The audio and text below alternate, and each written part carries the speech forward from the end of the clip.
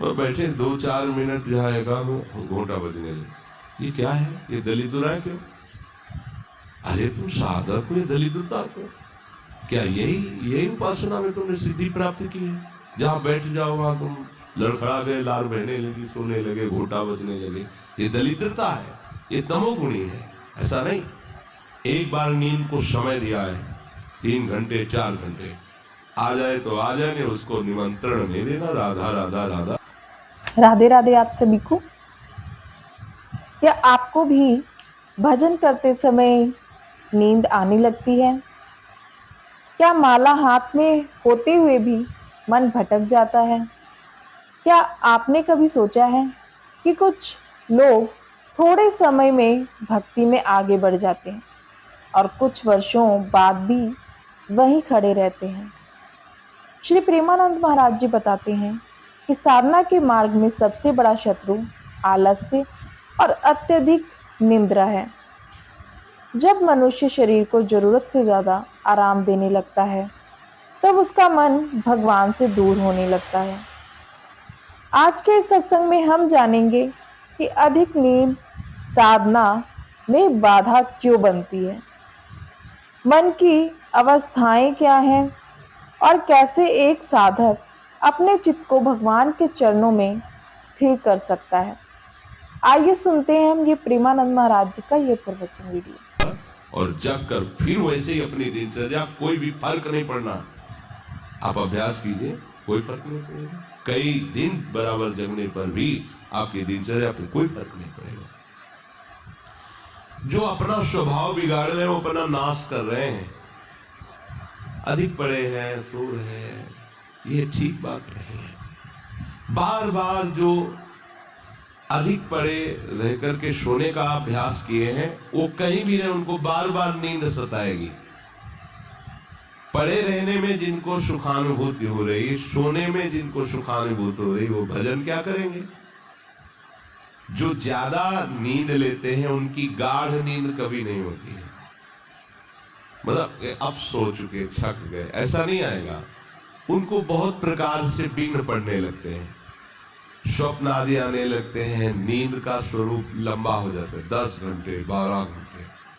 हमको एक ने बताया था कि हम केवल भोजन के लिए उठते हैं और अपने कमरे में ही पड़े रहते हैं, 18 घंटे वो सोते हैं। क्या जीवन आपका है? ये जीवन है? सोना बहुत हानिकारक है। अरे हम परमार्थी के पति के जितनी बार नाम जप कर ली वो हमारे बैंक में जमा हो गया। सो के क्या बर्बाद करना है? 3 घंटे 4 घंटे, इसके आगे 5-6 घंटे वो उनके लिए है जो बहुत श्रम परायण है, परिश्रम करते हैं शरीर से, साधक के लिए 3 घंटे पर्याप्त है। आप अभ्यास करके तो देखिए, 3 घंटे में आपको बिल्कुल 24 घंटे के लिए तृप्ति मिल जाएगी। हाँ बिल्कुल ठीक है, अभ्यास कर लीजिए। दिन में लेटे रहने पर भी 1 मिनट नींद नहीं, अभ्यास कीजिए। अभ्यास अमृत है और अभ्यास ही मृत्यु है। आपने जैसा अभ्यास कर लिया, अमृत का अभ्यास किया तो अमृत है, और मृत्यु का अभ्यास किया तो मृत्यु है। भोगों का अभ्यास करना, सोने का अभ्यास करना, प्रपंच में अधिक रुचि रखना, ये सब मृत्यु है। नामामृत, लीलामृत, रूपामृत, धामामृत, इसका अभ्यास करो, अमृत है ये। शरीर उसका बहुत सोने पर भी आलस्य से भरा रहेगा। आलस्य के कारण वो भजन में जे भी बैठेगा 2-4 मिनट में ही माला छूट जाएगा और नींद आ जाएगी। ऐसा दर्शन होता है। वो बहुत कोशिश करते हैं, ऐसे हो जाते। ये कैसे हो गया? तुम्हारा क्या अभ्यास है? ऐसे कैसे कोई हम पे ऐसे कैसे हावी हो सकता है? कोई हमारे ऊपर ऐसा कैसे शासन कर सकता है? चाहे नींद हो या काम हो या क्रोध हो, आप क्या हो आप समझो।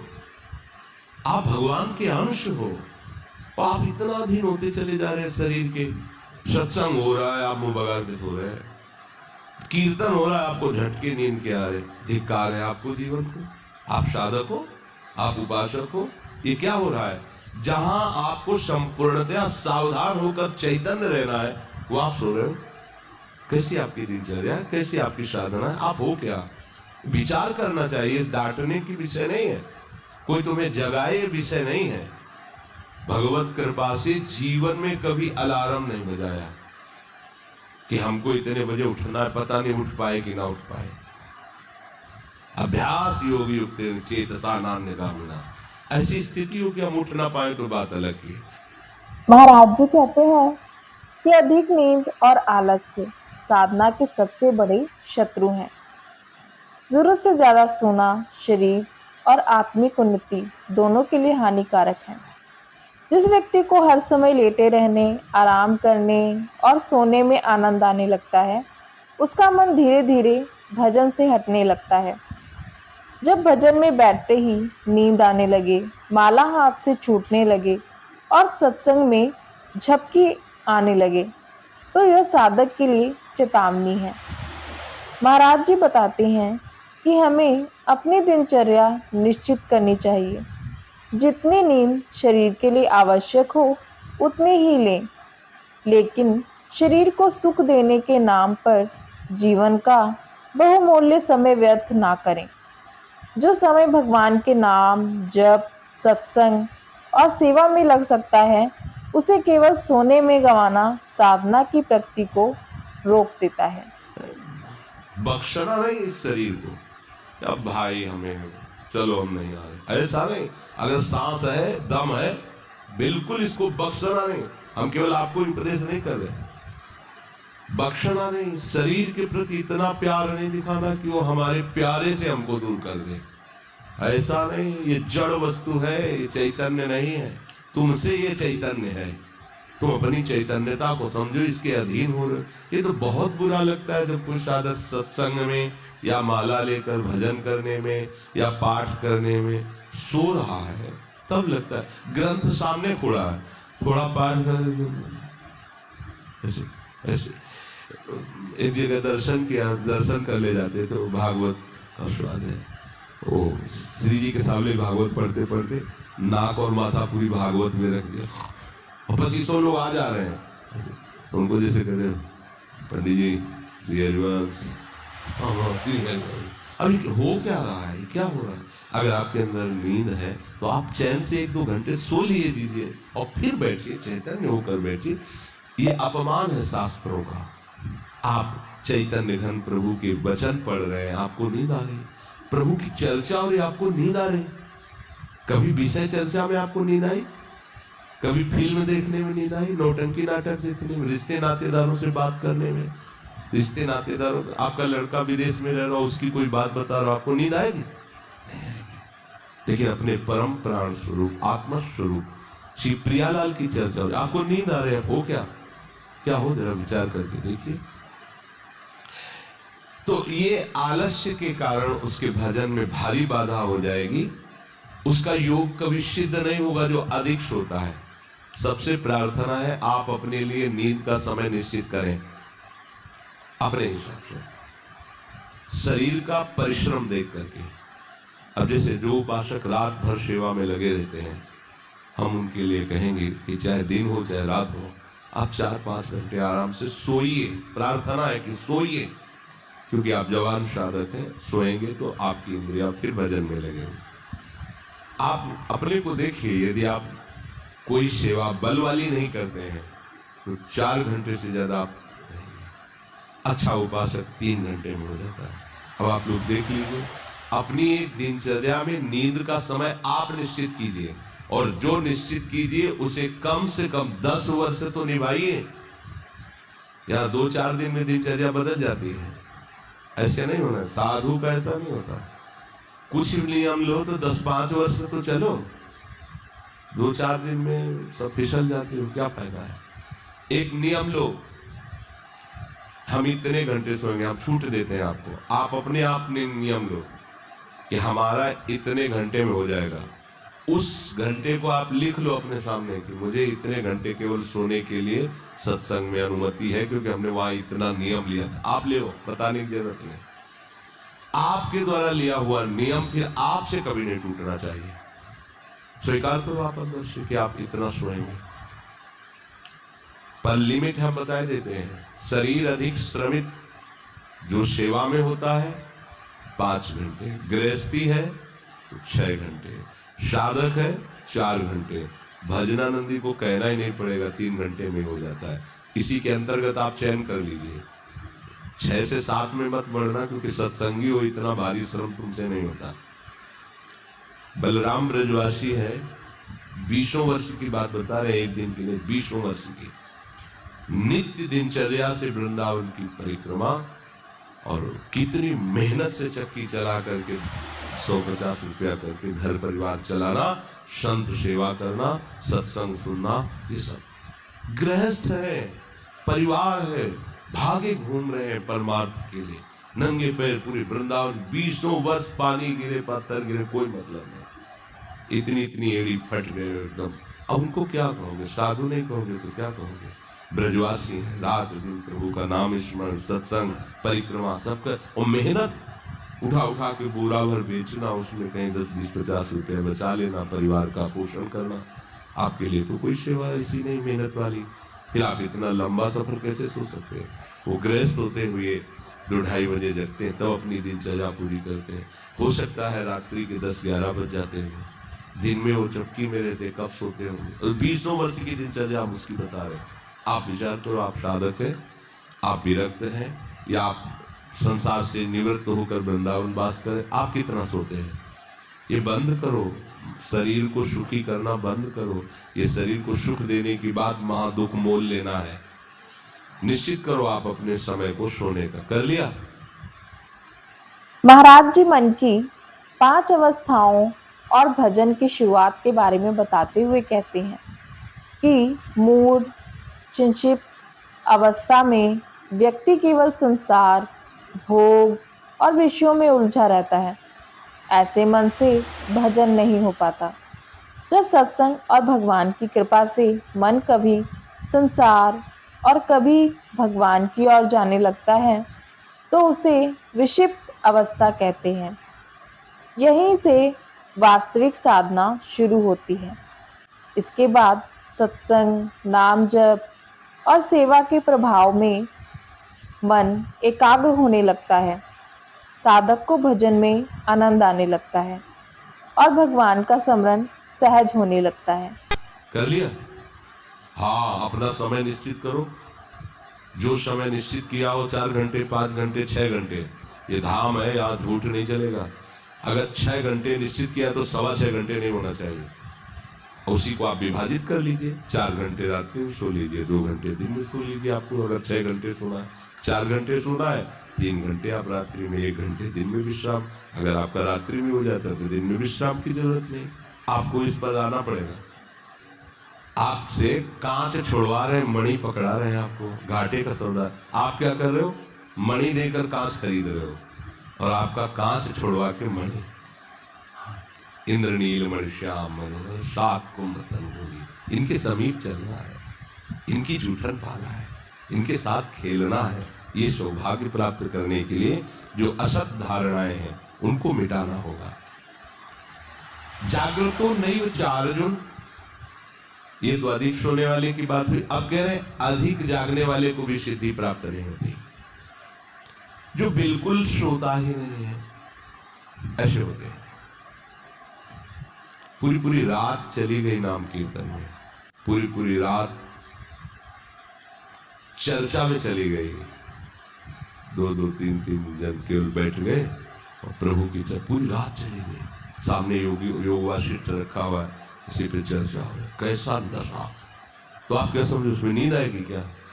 जो इंद्रियों को खुराक मिलनी चाहिए वो मिल जाती है।